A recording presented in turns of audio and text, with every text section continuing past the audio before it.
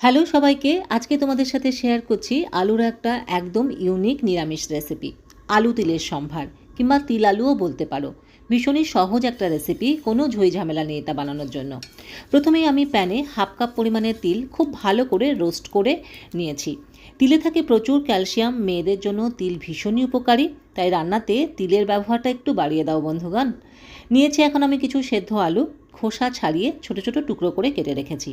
তোমাদের কাছে যদি ওই ছোট গোল আলুগুলো থাকে সেটা দিয়েও বানাতে পারো, রান্নাটা দেখতে অতি সুন্দর হবে তাহলে। এবারে প্যানে সাদা তেল গরম করেছি, দিয়েছি 5 ফোড়ন আর শুকনো লঙ্কা।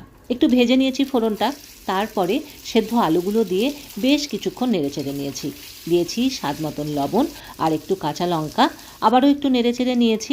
দেখো এবারে যে ভাজা তিলগুলো আমি গুঁড়ো করে রেখেছি।